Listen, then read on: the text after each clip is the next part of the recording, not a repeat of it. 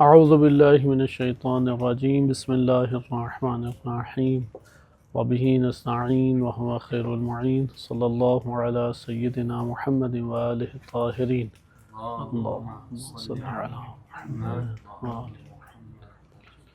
ماہ مبارک رمضان کی مناسبت سے موضوع نزول پیش کیا جا رہا تھا آپ کی خدمت میں، اور ہم نے نزول کے مجموعے سے جن آیات کا انتخاب کیا وہ کلمہ سکینہ اور نزول کا تعلق ہے کہ قرآن کریم نے 6 جگہوں پہ سکینہ کا تعارف کرایا ہے۔ ہم نے گزشتہ درس میں 5 آیات اس حوالے سے ملاحظہ کی تھیں، لیکن کلمہ سکینہ 6 جگہ پہ آیا ہے۔ سورہ فتح میں 3 جگہ تھا، لیکن ہم 2 جگہ اسے پڑھ سکے۔ آج ہم اس آخری حصے کو بھی مطالعہ کرتے ہیں کہ جو قرآن کریم نے ذکر کیا ہے، چونکہ سورہ بقرہ میں جس کا تذکرہ تھا وہ ہمارے لیے مورد نظر نہیں ہے، کیونکہ اس میں کلمہ نزول کا لفظ وارد نہیں ہوا، یعنی کلمہ نزول یا لفظ نزول وارد نہیں ہوا، جبکہ بقیہ جگہوں کے اوپر لفظ نزول وارد ہوا ہے۔ قرآن کریم میں اس حوالے سے ارشاد ہوتا ہے، ایک تو یہی جو سورہ فتح میں ہمارے پاس 3 جگہیں تھیں کہ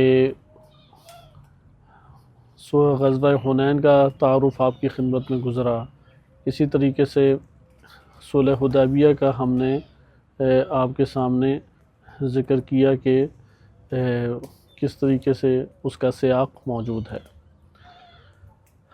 انہی میں سے ایک آیت قرآن نے ذکر کی ہے، سورہ فتح آیت نمبر 26۔ سورہ فتح آیت نمبر 26 میں بھی ارشاد باری تعالیٰ ہوتا ہے، اذ جعل الذین کفروا فی قلوبہم الحمیہ حمیۃ الجاہلیہ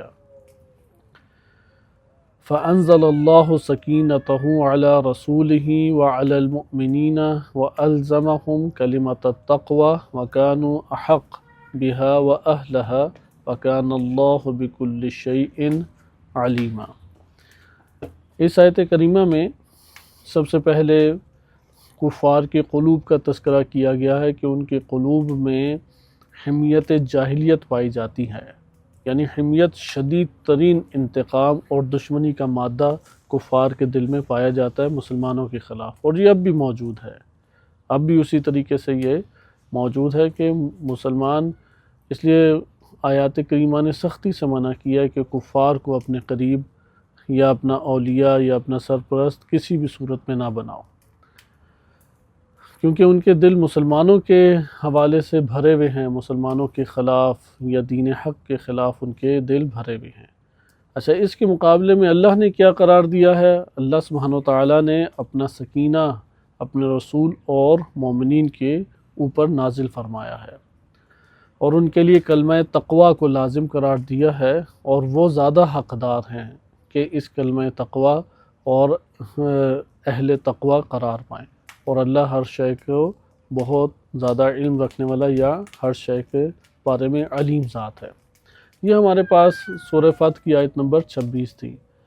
ان سب آیات میں ہمارے پاس یہ آتا ہے کہ ان سب آیات کریمہ کے تناظر میں کہ سکینہ کا تعلق اول لزوم کے ساتھ ہے، نمبر 2 خداوند متعال نے اپنی طرف نسبت دی ہے کہ اللہ تعالیٰ اسے نازل فرماتا ہے دلوں کے اوپر، نمبر 3 یہ اگر انسان کے وجود کے اندر قرار پا لے سکینہ، تو انسان کے وجود میں استقامت جنم لیتی ہے، وہ ہر مشکل موڑ میں پرسکون طریقے سے ارادہ کر سکتا ہے۔ سکینہ کا مطلب ارادہ، یہاں پر استقامت، استقرار دکھانا، یہ مراد لیا جائے گا۔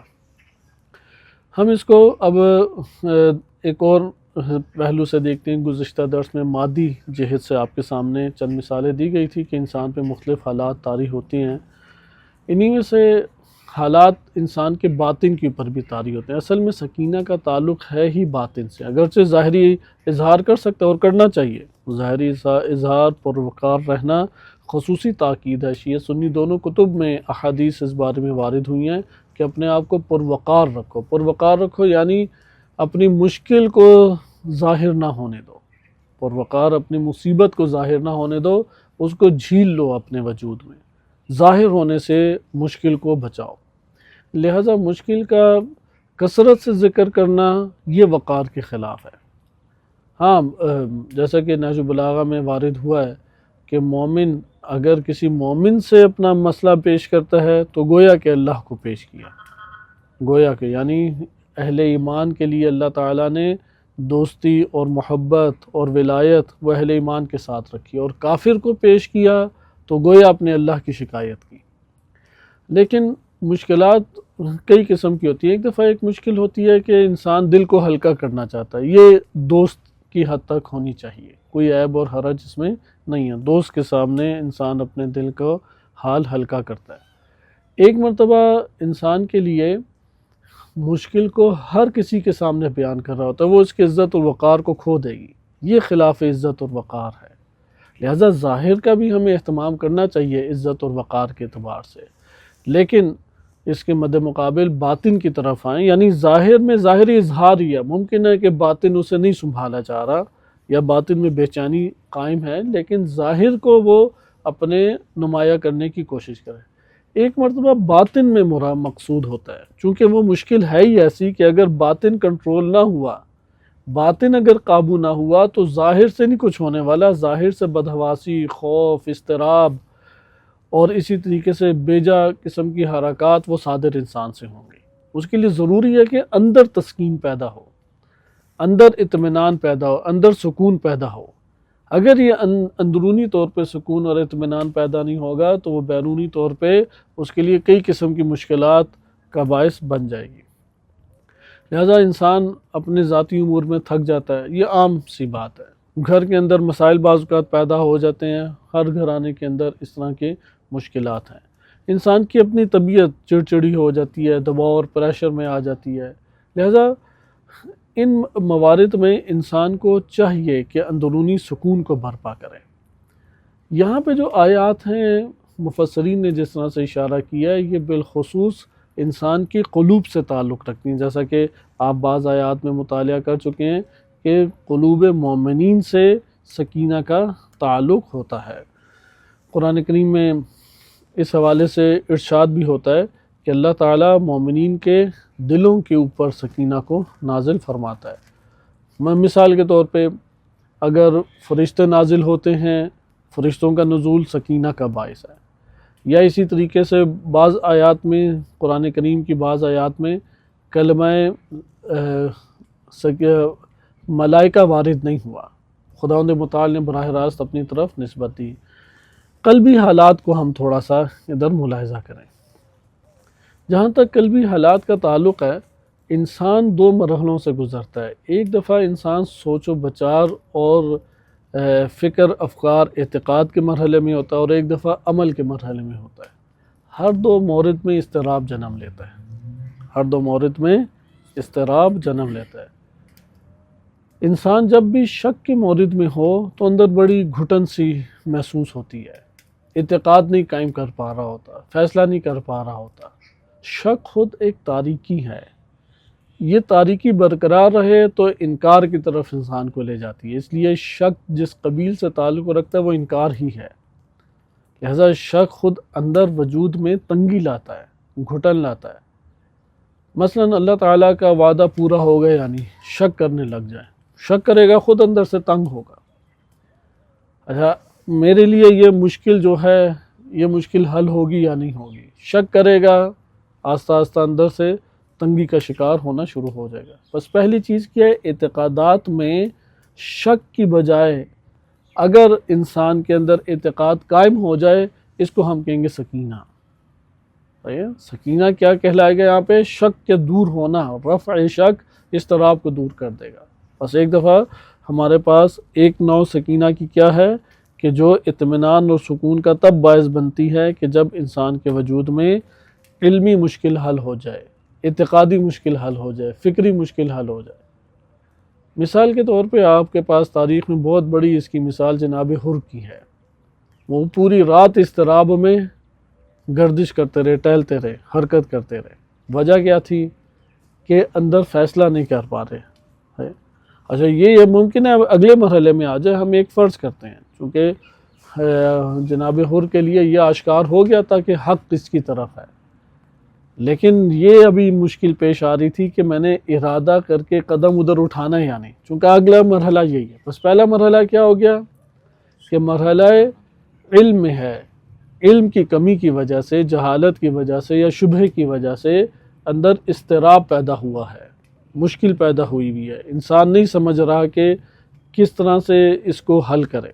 یہ جو علمی مشکل ہے، بے چینی ہے، یہ علمی مشکل بے چینی اگر دور ہو جائے یہ سکینہ ہے. اللہ تعالیٰ نے وسائط کی دنیا بنایا ہوا ہے. ان وسائط کی دنیا میں سے ایک دنیا مثلا خود یہ ملائکہ ہیں. ایک مومن ہے، مومن سے انسان نے مشورہ لیا یا اہل علم سے انسان نے مشورہ لیا اور اس کے لیے وہ مشکل آہستہ آہستہ حل ہو گئی. لہٰذا آپ نے اس جگہ پہ ملاحظہ کیا کہ انسان کے وجود میں ایک علمی مشکل کا حل ہونا. دوسری ہمارا مشکل مرحلہ آتا ہے، دوسرا مرحلہ ہے کہ عمل میں انسان ارادہ نہیں کر پاتا. عمل میں ارادے کی کمی کو انسان محسوس کرتا ہے. مثال کے طور پہ انسان ایک خیر کا عمل انجام دینا چاہتا ہے، ارادے میں اسے مشکل پیش آ رہی ہے. یہ جو ارادے میں مشکل ہے یہ اضطراب پیدا کر دیتی ہے. بس آپ نے دیکھا کہ ایک دفعہ شک ہے باطنی حالات کے اندر اضطراب پیدا کرتا ہے، اور یعنی شبہ کا شکار ہو گیا، علمی اس کی اتنی توانائی نہیں ہے. اور دوسری دفعہ کیا ہے، ارادہ نہیں کر پا رہا ہوتا ایک شے کا، اندر اضطراب کا شکار ہوتا ہے. ان دونوں مرحلوں میں انسان کے لیے ضروری ہے کہ کیا کرے کہ سکینہ کا محتاج ہے. سکینہ کے اس مرحلے میں بعض نے مراتب ذکر کیے ہیں، جیسے منازل السائرین بڑی اہم کتاب ہے خواجہ انصاری عبداللہ انصاری رحمۃ اللہ علیہ کی، اس میں انہوں نے مراتب ذکر کیے ہیں. قرآن کریم کی آیات سے بھی ہم استنباط اس طور پہ کر سکتے ہیں. آپ کی خدمت میں ہم قرآن کی چند آیات کو اس حوالے سے ملاحظہ کرتے ہیں کہ جہاں پر انسان سکینہ کو اپنے وجود کے اندر پانے کے لیے احتیاج محسوس کرتا ہے. سکینہ جب بھی قرآن کریم میں جس کا تذکرہ ہے آئے گا، اگر اعتقادی مرحلہ ہے تب بھی ایمان کا اضافے کا باعث بنے گا، اور اگر عملی مرحلہ ہے تب بھی ایمان ہے کہ جو اس کو عمل میں ارادے کی قوت سے ہمکنار کرے گا. اسی لیے اہل بیت علیہ السلام کی روایات میں سکینہ جو قرآن کی آیات میں اس کی تفسیر کیا بیان ہوئی ہے یا اس کا مصداق کیا بیان ہوا ہے، ایمان یا روح الایمان سے بھی تعبیر کیا گیا ہے کہ انسان کی جو روح انسانی ہے اس کو بعض ارواح کی تقویت دیتی ہیں. آپ ان روحوں کو قوت سے بھی تعبیر کر سکتے ہیں، چونکہ روح اصل میں حقیقت میں ایک ہی ہے. ان کو روح کہا گیا ہے، قوت کے اعتبار سے بھی کہا جا سکتا ہے، اور آپ یہ بھی کہہ سکتے ہیں روح سے جو وابستہ انسان کی ہوتی ہیں. انسان کا اضطراب کی وجوہات کیا ہیں تاکہ ہمیں معلوم ہو کہ سکینہ کس طریقے سے انسان کے لیے برپا ہوگا. انسان کے اضطراب کی ایک عقائدی وجہ جو ہے یا علمی وجہ ہے وہ آپ کے لیے آشکار ہو گئی، یا علمی کمی ہے یا شبہ کا شکار ہے. صحیح، یہاں پر علم کو حاصل کرنا چاہتا ہے، سنتا ہے، لیکن فہم کے دروازے نہیں کھلتے. جب تک فہم نہیں انسان کے وجود میں آئے گا اس وقت تک انسان کے لیے وہ سکینہ کی کیفیت طاری نہیں ہوگی. صحیح، بس یہ فہم عنایت الہی ہے، یہ فہم عنایت الہی ہے. یا ایمان جس کو ہم تعبیر کرتے ہیں، اعتقاد کا وہ مرحلہ کہ جہاں پہ نظریہ عمل کے دائرے میں بھی آ رہا ہو، وہ ایمان سے تعبیر کیا جا سکتا ہے. یہ ایک نقطہ ہو گیا کہ علمی دنیا میں کتنے مسائل ہیں، یا علمی کمزوری ہے یا شبہ ہے. ہر دو کی کوشش کرے گا تو فوراً مسئلہ حل نہیں ہوگا. مسئلہ کب حل ہوگا؟ جب عنایت خداوندی ہوگی، بالفاظ دیگر جب وہ مرتبہ ایمان پر فکری طور پہ پہنچے گا. نمبر 2، عمل میں کس طرح سے انسان کو مشکل پیش آتی ہے. مثلا میرا ایک چیز کی پر اعتقاد ہے کہ یہ حق ہے، میرا اعتقاد ہے کہ یہ درست ہے، راہ درست ہے، یہ شے درست ہے. کیسے دور ہوگی یہ ہماری مشکل کہ عمل نہیں مجھ سے انجام پا رہا. عمل میں انجام دہی میں سب سے اہم ترین چیز جو حائل ہوتی ہے ایک خوف ہے۔ علاج خوف انسان کے لیے ضروری ہے۔ نمبر 2 چیز سستی ہے، انسان سستی کا شکار ہوتا ہے، غفلت کا شکار ہوتا ہے، انسان کے لیے اس سے بھی علاج ضروری ہے۔ نمبر 3 شہوات حائل ہو جاتی ہیں، شہوت ہے انسان کے لیے، شہوات کا دائرہ وسیع ہے جو اللہ سبحانہ وتعالیٰ نے رکھا ہے۔ مادی جتنی بھی نعمات ہیں شہوت سے تعبیر کی جاتی ہیں، مثلا گھرانہ ہے، آل اولاد ہے، انسان کے اپنی خوراک ہے، نیند ہے، آرام ہے، یہ ساری کی ساری شہوت سے تعبیر ہوتی ہیں۔ یہاں پہ سکینہ جب انسان کے لیے آتا ہے ان سب چیزوں کے مقابلے میں انسان کو قوت عطا کر دیتا ہے۔ آئیں ابھی قرآن کی چند آیات کو ملاحظہ کریں۔ سورہ آل عمران آیت نمبر 175 175 میں ارشاد باری تعالیٰ ہوتا ہے انما ذالکم الشیطان، یہ شیطان ہے، فقط و فقط یہ شیطان ہے، یخوف اولیاءہ، جو اپنے اولیاء کو خوفزدہ کرتا ہے۔ فلا تخافوہم، تم ان شیاطین سے مت ڈرو، خافونی ان کنتم مؤمنین، مومن ہو تو فقط مجھ سے گھبراؤ، مجھ سے ڈرو، یعنی اللہ سے ڈرنا یعنی اللہ تعالیٰ کی حدود کی رعایت کرنا۔ یہ ہمارے پاس مطلب آشکار ہوا کہ آپ نے اس میں ملاحظہ کیا کہ شیطان خوف کا شکار کرتا ہے اور اللہ سبحانہ وتعالیٰ خوف کو دور کرتا ہے۔ اللہ تعالیٰ کی ولایت میں آ جائے، اللہ سبحانہ وتعالیٰ کی طرف اگر انسان توجہ کرے تو انسان کے وجود میں کیا برپا ہو جائے گا؟ بے خوفی پیدا ہوگی، شجاعت پیدا ہوگی۔ یہ خصوصاً جنگوں میں، یعنی جنگیں جب دشمن اوپر ٹوٹ پڑتا ہے اور ضعف اندر دکھائی دے رہا ہوتا ہے، عجیب سی بدحواسی آتی ہے۔ ہماری زندگی میں بہت سارے کم مقامات آتے ہیں عادی زندگی میں جہاں پہ بدحواسی اوج کو پہنچی ہوتی ہے۔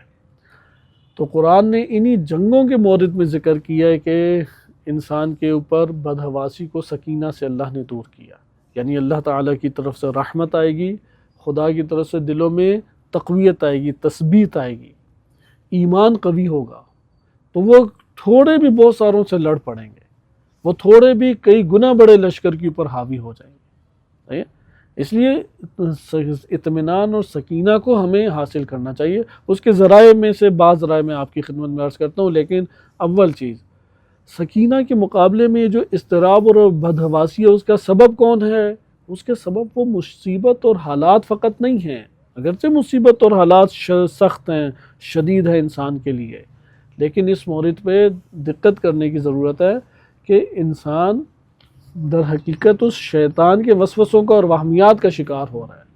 وہ انسان کے وجود کے اندر ایک خوف برپا کر کے اس کے عزم کو توڑیں، اس کے ارادے کو توڑیں، اس کی استقامت کو توڑ رہے ہیں۔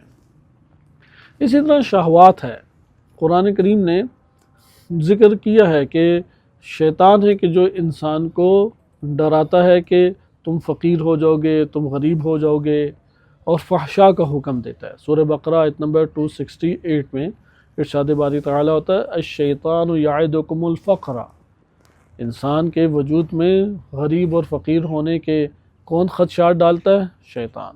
وَيَأْمُرُكُمْ بِالْفَحْشَاءِ، اور فحشاء کو ہمارے اندر برپا کرتا ہے۔ وَاللَّهُ يَعْدُكُمْ مَغْفِرَةً مِّنْهُ، اللہ اپنی مغفرت کی طرف انسان کو امید دلاتا ہے، وفضلا، اور اپنے فضل کی طرف انسان کو امید دلاتا ہے۔ واللہ واسع علیم، اللہ واسع وسعت دینے والا علیم ذات ہے۔ یہ جو دو آپ کی خدمت میں نقطے عرض کیے ہیں، انسان کی زندگی میں نقص، کمی اور بے ہمت کرنے کے اہم ترین اسباب یہ 3 چیزیں ہیں۔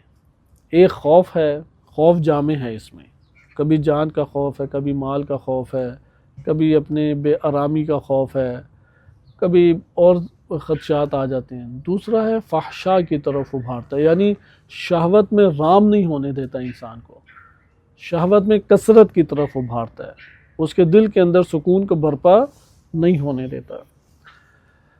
لہٰذا یہ دو ہمارے پاس جب مطالب آ گئے تو یہاں پہ یہ نقطہ ہمارے سامنے آیا کہ اس کا علاج کیا ہے؟ سکینہ۔ لیکن اس سکینہ کو حاصل کرنے کے لیے ہمیں کیا امور انجام دینے پڑیں گے؟ اس سکینہ کو، قلبی کیفیت کو حاصل کرنے کے لیے کیا امور انجام دینے پڑیں گے؟ کیونکہ جو شیطان کی طرف سے ہے وہ تو ایک ذرہ بھی انسان کے لیے خالی نہیں چھوڑتا اور اس کے اوپر وارد ہو جاتا ہے۔ روح کو جب بھی غافل چھوڑا، روح کو جب بھی آزاد چھوڑا یا گناہوں کی طرف مائل چھوڑا تو انہی شیاطین و جنات کے ساتھ، شیطان کہتے ہیں شریر جن کو ہیں، ویسے جن سے ڈرتے ہیں، وہ غافل ہو جائیں تو پھر ڈرنا ختم ہو جاتا ہے۔ نہیں، زمین روح کی آزاد چھوڑیں تو اس کا تعلق ہے، وہ وسوسے ڈالتا ہے، وہ انسان کو برائی کے اوپر ابھارتا ہے، بدحواس کرتا ہے۔ اس کی راہ کیا ہے؟ سب سے پہلی راہ ہے توجہ اللہ۔ جب بھی اللہ کی طرف توجہ کرے گا تو وہاں پہ شیطان سکڑنے لگ جاتا ہے۔ احادیث میں بھی وارد ہوا ہے اور آیات بھی قرآن کریم کی استدلال ان سے کیا جا سکتا ہے کہ یہ دو چیزیں جمع نہیں ہو سکتی، ذکر الہی یعنی توجہ اللہ کی طرف ہو اور شیطان بھی اس کی روح پر آ سکے، یہ کبھی نہیں ہو سکتا۔ صحیح ہے، یہ عمل انجام پانے والا نہیں ہے۔ لہٰذا یہاں پہ ہم اس عنوان سے اکتفا کرتے ہیں اور ان نقطوں کو فقط ملاحظہ کریں کہ قلبی حالات انشاءاللہ اگلے درس میں ہم اسے قدر تفصیل سے پڑھیں گے کہ ہمارے وجود میں جو قلبی حالات ہیں ان کا طاری ہونا کس طریقے سے، اس کے اسباب کیا بنتے ہیں۔ دنیا میں اسباب کا علاج نہیں کر سکتے، دنیا میں اللہ نے نعمت مصیبت کو خلق کیا ہے، ان مع العسر یسرا، یہ بار بار اس کا قرآن میں تذکرہ ہوا ہے۔ خلط ہے اس دنیا کے اندر، دنیا کو دنی کہتے ہیں اسی لیے کہ اس میں ایک شے بھی خالص نہیں ہے، نہ مصیبت خالص ہے اور نہ اس دنیا کے اندر نعمت خالص ہے۔ ہر دو چیزیں خالص اس دنیا کے اندر موجود نہیں ہیں۔ مصیبت اور نعمت کو جب خلط کر لیا ہے، ایسا ہو سکتا ہے کہ آپ مخلوط بالفرض سالن کھاتے ہیں، اس میں کہ نمک کا ذائقہ مجھے نہ محسوس ہو، مرچ کا ذائقہ محسوس نہ ہو، ایسا ہو سکتا ہے؟ کیا وجہ ہے؟ کیونکہ خلط ہیں، وہ مخلوط ہیں۔ اگر یہ مفہوم ہمارے ذہن میں رہے نا تو دنیا میں جو ہمیں آئے روز مشکلات آتی ہیں اس پہ شکوہ نہیں کریں گے، شکوہ ختم ہو جائے گا۔ ادھر شکوہ کریں گے جہاں پہ امید ٹوٹتی ہے کہ یہ نہیں ہونا چاہیے، وہ بھی امید باندھنے کے اوپر ہے۔ بہرحال آپ نے ملاحظہ کیا کہ اس دنیا میں کیا مصیبت اور نعمت خلط ہے، مخلوط ہے، لہذا خالص جو ہے ہمارے پاس خالص نعمت اور خالص مصیبت موجود نہیں ہے۔ جب خالص نعمت اور خالص مصیبت ہمارے پاس موجود نہیں ہے تو ہم مصیبت آنے کا علاج زیادہ نہیں کر سکتے، اپنی تدبیر کریں گے جو اللہ تعالیٰ نے واجب قرار دیا، لازم قرار دیا ہے، اپنے آپ کو بچانا مصیبتوں سے، مسائل سے، لیکن دو چار ہونا ہے ہمارے نفس نے، نعمت سے بھی دو چار ہونا ہے۔ نعمت میں بھی سکون چاہیے ہوتا ہے، بعض اوقات خوشی ایسی انسان کو میسر آتی ہے کہ وہ آپے سے باہر ہو رہا ہوتا ہے۔ کل کے درس میں جیسے عرض کیا ہے، اس کی سادہ مثال کہ ایک بچے کو ایک چیز ملے، ہاتھ پاؤں چلا رہا ہوتا ہے، انسان بھی کہہ لگا رہا ہے، ہاتھ پاؤں چلا رہا ہے، ادھر ادھر کے الفاظ بول رہا ہے، خوشی نہیں سنبھالی جا رہی اس سے، اسے سکینہ کی ضرورت ہے، وہاں پہ سکون کی ضرورت ہے۔ البتہ قرآن کے سیاق سے معلوم ہوتا ہے جتنی آیات ہیں وہ مصیبت کے پہلو سے سکینہ کو بیان کریں، لیکن اطمینان کی حالت انسان کو خوشی میں بھی درکار ہوتی ہے۔ جیسے وہ ہم دیکھتے ہیں میچز میں، ایک فٹ بال کا گول کیا تو اس کے اندر سکون ہی نہیں برپا ہو رہا، وہ کبھی ادھر بھاگ رہا ہے، کبھی ادھر بھاگ رہا ہے، کبھی چھلانگے لگا رہا ہے، پھر بقیہ بھی اس کے پیچھے پیچھے بھاگ رہے ہیں کہ تبرکاً اس سے ہاتھ لگا ہی لیں، تو خوشی نہیں سنبھالی جا رہی ان سے۔ یہاں پہ ملاحظہ کیا کہ بس ہم نے علاج کہاں پہ کرنا ہے؟ باہر سے یہ کہیں کہ میرے گھر میں مصیبت نہ آئے، جتنے فرد اضافہ ہوں گے اتنی مصیبت بھی تو اضافہ ہوگی نا۔ ایسا تو نہیں ہو سکتا کہ آپ کہیں فرد اضافہ اور مصیبت اضافہ نہ ہو۔ حد اقل پیٹ بھر جائے تو پھر جیسے قرآن نے ذکر کیا ہے، ان الانسان لیطغی ان رآہ استغنی، جب بھی بے نیاز دیکھتا ہے، استغنا اندر پاتا ہے، طاغوتیت جنم لیتی ہے۔ اسی لیے ہر ٹائم فقیر رہیں اللہ کے سامنے، ہر ٹائم اللہ تعالیٰ کے سامنے اپنے آپ کو محتاج رکھیں، ہر وقت اپنی بیچارگی کو خداوند متعال کے سامنے پیش کریں، فإلا طاغوتیت حتماً و حتماً جنم لیتی ہے۔ علم ہی لے کے آتا ہے حسد، علم لے کے آتا ہے تکبر، عبادت لے کے آتی ہے تکبر۔ بعض اوقات کیا ہے، اس کا علاج کرنا پڑتا ہے، وإلا عابد کہے گا کہ یہ پہلی صف میں گناہ گار کیوں کھڑا ہے، آپ نے واقعات سنے ہوں گے، نہیں؟ لہذا علم ہے، عبادت ہے، شجاعت ہے، مجاہد ہے، قاری ہے، حافظ ہے، یہ سارے کے سارے اس انسان جب کمال دیکھتے ہیں نا اپنے اندر، ادھر کیا ہو جاتا ہے؟ طاغوت بننا شروع ہو جاتا ہے۔ اپنے کمال کو اللہ کی جانب سے بیان کرے تو یہاں پہ ہدایت اور سیدھی راہ کی طرف رہے گا۔ اپنے کمال پہ نگاہ کی کہ میں نے یہ کیا، میں نے فلاں کیا، میں جب تک ہے، تو یہاں پہ فرعونیت اپنے سطح تک ہے۔ فرعونیت کی سطح حکومت ملنے کی وجہ سے آشکار ہو گئی، ہماری فرعونیت حکومت نہ ملنے کی وجہ سے وہ دبی ہوئی یا مخفی ہے، لیکن ہیں دونوں کے اندر ہی وہ چنگاری موجود ہے ہمارے اندر۔ لہذا یہ ہمارے پاس نکات آئے کہ بیرونی طور پہ مشکلات آنی ہیں، خصوصاً صحت کے اعتبار سے، مال کے اعتبار سے، اولاد کے اعتبار سے، عزت والا مسئلہ کسی کا کبھی بھی حل نہیں ہوا، کیونکہ دنیا اللہ تعالیٰ نے بنائی ایسی جگہ، اسی لیے عرفا کہتے ہیں یہ دنیا کیا ہے؟ ظاہر جہنم ہے، اور دنیا کا باطن وہ باطن حقیقی جہنم ہے۔ لہذا یہ جو دنیا ہے یہ ایک نوع جہنم ہے۔ ادھر تو اللہ سبحانہ و تعالیٰ کو گالم گلوچ کی جاتی ہے، ادھر تو اللہ سبحانہ و تعالیٰ کو انکار کیا جاتا ہے، بقیہ کون کیا ادھر اپنی عزت کو تلاش کرے۔ اس لیے عزت کی مشکل، مال کی مشکل، قدرت کی مشکل، مرض کی مشکل، یہ مصیبتیں آنی ہیں۔ ان مصیبتوں میں سکینہ درکار ہونا چاہیے۔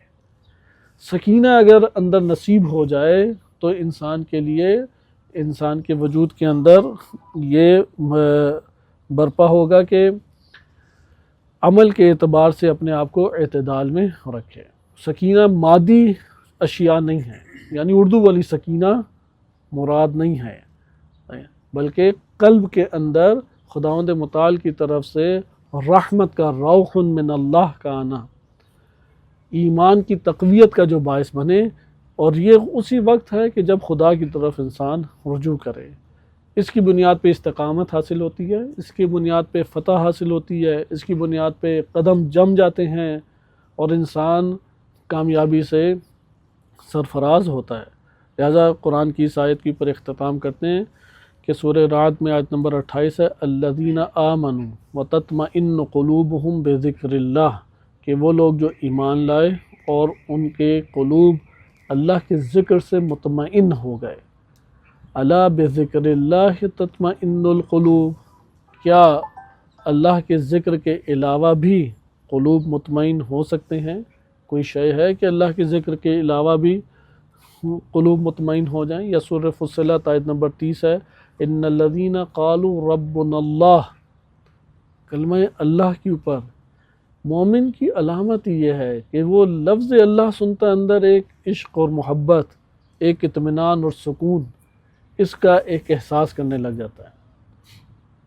اولیاء خدا کے سامنے یہ نام لیا جاتا ہے تو ان کی آنکھوں سے آنسو رواں ہو جاتے تھے، اللہ سے محبت اور شدت اور تعلق کی وجہ سے۔ قالو ربنا اللہ، ہمارا رب کون ہے؟ اللہ۔ ثم استقاموا، پھر ڈٹ گئے کہ ہم ادھر سے نہیں ہٹیں گے، ہم ادھر سے نہیں ہلیں گے۔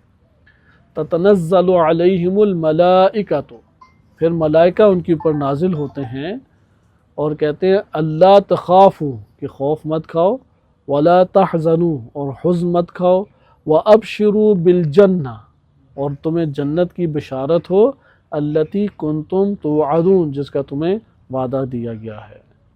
لہذا ضروری کیا یہ سکینہ کب حاصل ہوگا؟ یہ ربنا اللہ، ہر مورد میں یہ کہ ہمارا رب اللہ ہے۔ ثم استقاموا، علم کی راہ میں کب ڈٹا رہے گا؟ سارے باہر نکل کے اپنی ضروریات پوری کر سکتے ہیں، علم کی راہ میں یہ کہ ربنا اللہ، میرا رب اللہ ہے۔ عمل کی راہ میں کب ڈٹا رہے گا؟ ہر مشکل کے اندر انسان کے لیے ڈٹا رہنا تب ہی ممکن ہے کہ وہ کہے کہ ربنا اللہ ثم استقاموا، پھر ڈٹ جائے کہ میں نے ہلنا نہیں ہے، میں نے جانا ہی جانا ہے، کچھ بھی ہو جائے۔ تو یہ انسان کے سکینہ حاصل کرنے اور ملائکہ کے نزول کا، یہ لہذا ملائکہ انسان کے نفس کے ساتھ تعلق پیدا کر لیتے ہیں۔ اگر قالو ربنا اللہ نہ کہیں، استقامت نہ دکھائیں، تو پھر وہ شیطان آ جائے گا، خوف زیادہ کرے گا، پھر شہوات ابھارے گا، پھر نا امید کرے گا۔ لہذا یہ ہمارے پاس ہر روز کی ایک جنگ جاری ہے، انشاءاللہ اس کے ہم بقیہ نکات اگلے درس میں مطالعہ کریں گے۔ صلی اللہ علیہ سیدنا محمد وآلہ الطاہرین۔